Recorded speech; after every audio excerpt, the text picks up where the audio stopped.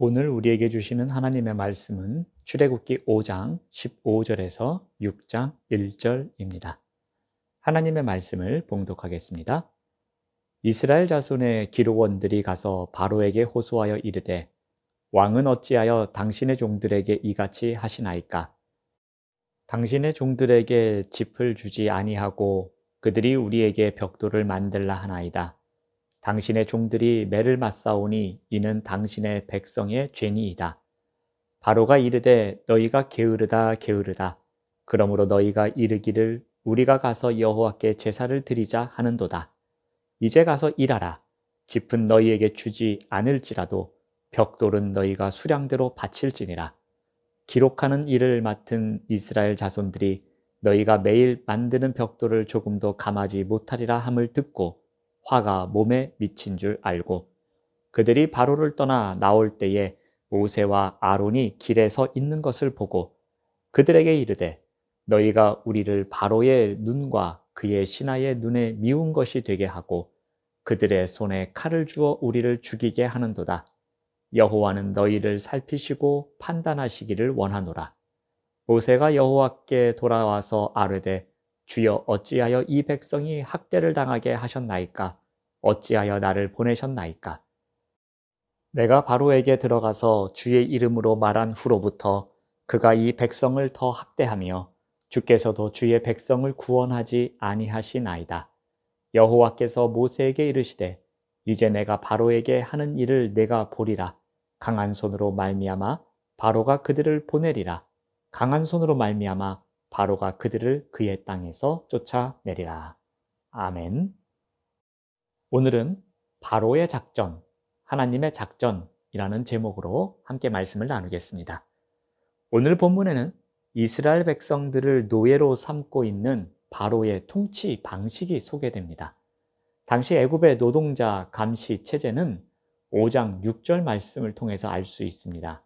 5장 6절 말씀을 보면은 바로가 그날의 백성의 감독들과 기록원들에게 명령하여 이르되 바로는 이원화된 지도부 방식을 채택했습니다. 감독들은 애굽인을 임명하고요. 기록원들은 이스라엘 사람들을 임명했습니다. 이들은 주로 노역자들의 노동시간과 노동량을 기록하는 책임을 맡았습니다. 최고 감독권은 애굽인이 차지하고 현장의 감시는 이스라엘인에게 맡긴 것이었습니다. 억눌리는 이들 중에서 일부를 뽑아 최소한의 특권을 주고 동족인 억눌린 자를 감시하게 만든 것입니다. 그래서 뽑힌 자는 본인이 억눌리는 자라는 사실을 망각하고 그 특권을 놓지 않으려고 억압체제에 적극적으로 협조하며 살아갑니다. 반면에 뽑히지 않는 자들은 어떠했겠습니까? 뽑힌 자들의 상태가 일종의 신분 상승으로 보였을 것입니다. 그래서 그들도 그런 기회를 잡으려고 은연중에 경쟁을 하였을 것입니다. 이러한 분리통치 수법은 동서고금을 막론하고 억압체제에서 착취제도를 운영할 때 즐겨 쓰는 방식이었습니다. 마치 일제강점기에 중간관리자로 한국 사람을 이용했던 것과 똑같은 현상입니다. 자, 그런데 바로가 이스라엘 사람들을 괴롭히기 위해 교활한 방법을 사용합니다. 이 일로 무슨 일이 발생합니까? 우리 14절 말씀을 보시면은 바로의 감독들이 자기들이 세운 바 이스라엘 자손의 기록원들을 때리며 이르되 너희가 어찌하여 어제와 오늘에 만드는 벽돌의 수요를 전과 같이 채우지 아니하였느냐라고 합니다. 하루에 할당된 일의 양이 충족되지 않을 경우 애굽의 감독들은 기록원들을 매질하고 신문을 합니다. 이스라엘 기록원들은 이 일로 곤경에 처하게 되자 바로를 찾아갑니다. 15절 말씀을 보면 이스라엘 자손의 기록원들이 가서 바로에게 호소합니다. 무엇이라고 합니까? 어찌하여 당신의 종들에게 이같이 하십니까? 라고 합니다. 자, 그런데 이들의 요구는 하나님의 약속인 해방이 아니라 바로의 억압 속에서 살아왔던 옛 질서로의 복귀를 이야기하고 있는 것입니다. 그들은 스스로 바로의 종이라고 호칭합니다. 비천한 바로의 종으로 계속 머물 것을 이야기하고 있는 것입니다. 하나님의 백성이 되는 과정을 거부하고 있습니다. 이미 모세를 통해서 하나님의 뜻을 들었습니다. 말씀과 이적을 경험했습니다.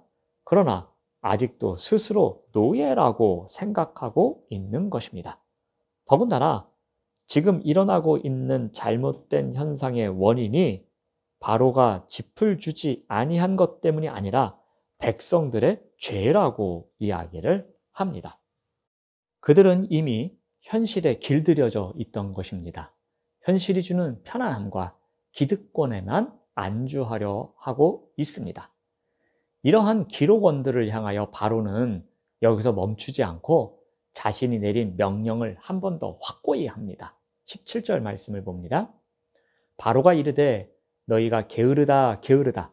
그러므로 너희가 이르기를 우리가 가서 여호와께 제사를 드리자 하는도다. 바로는 오히려 너희가 게으르다고 책망합니다.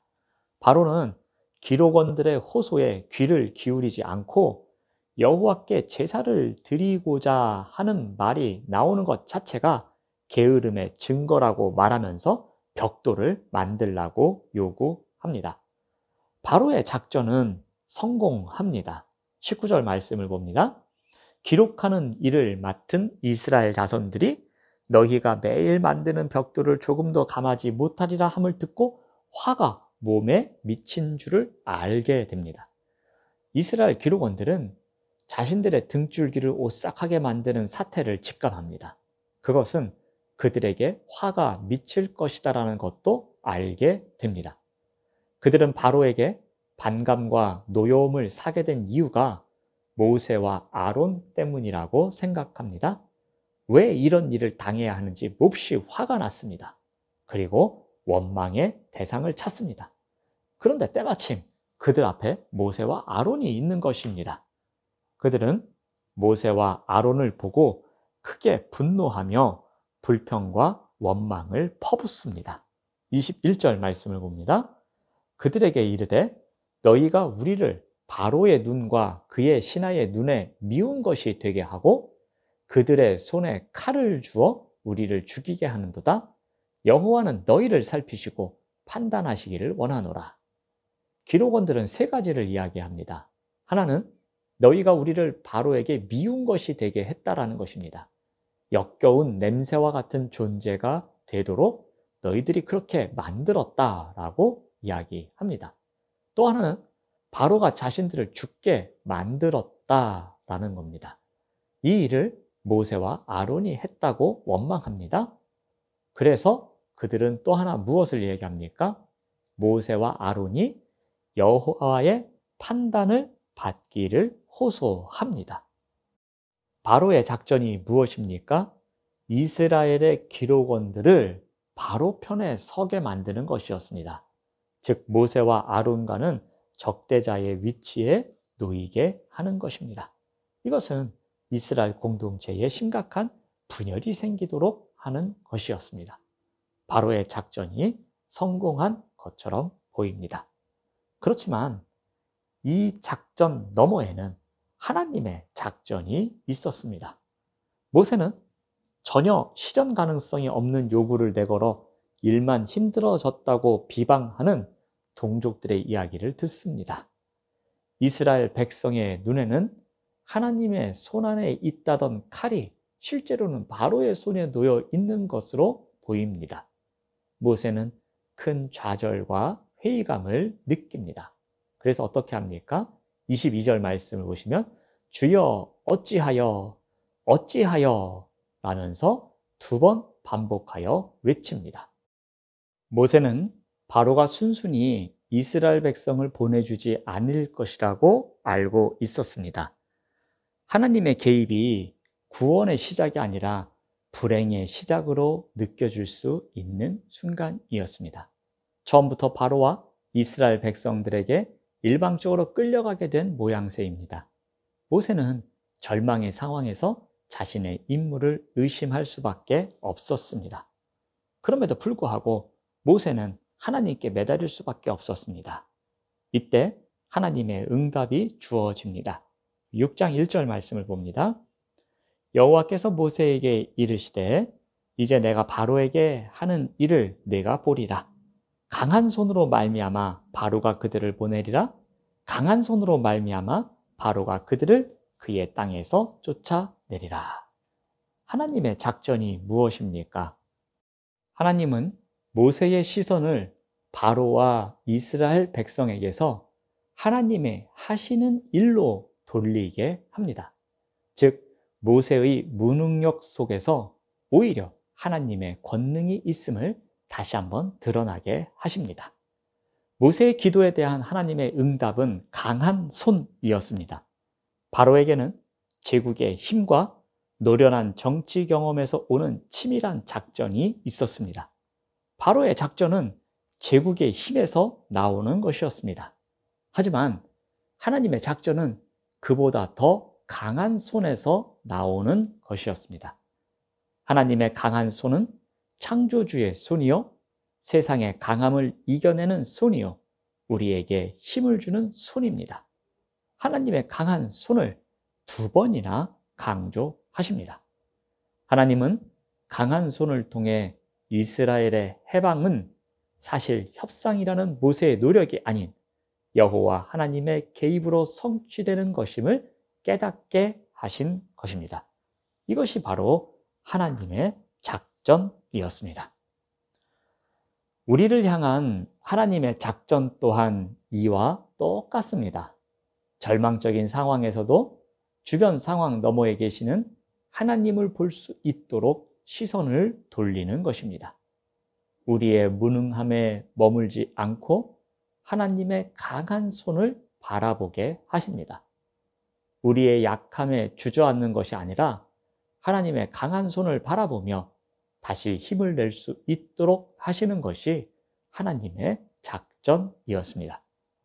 아무리 우리를 넘어뜨리려는 바로의 작전이 치밀할지라도 그보다 더 큰 하나님의 강한 손이 있음을 알게 하시는 것이 하나님의 작전입니다.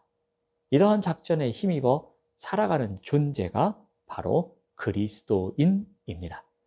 오늘도 하나님의 작전이 우리를 이끌어 가시는 삶으로 가득한 우리 모두가 되시기를 바랍니다. 기도하겠습니다. 하나님 감사합니다. 아무리 어려운 상황 속에서도 그 상황 너머에 계시는 하나님의 강한 손을 바라볼 수 있도록 인도하여 주시옵소서. 우리의 현실에만 시선을 두는 것이 아니라 그 너머에 있는 하나님의 강한 손을 바라볼 수 있는 믿음을 갖고 살아가도록 인도하여 주시옵소서. 예수님의 이름으로 기도드립니다. 아멘.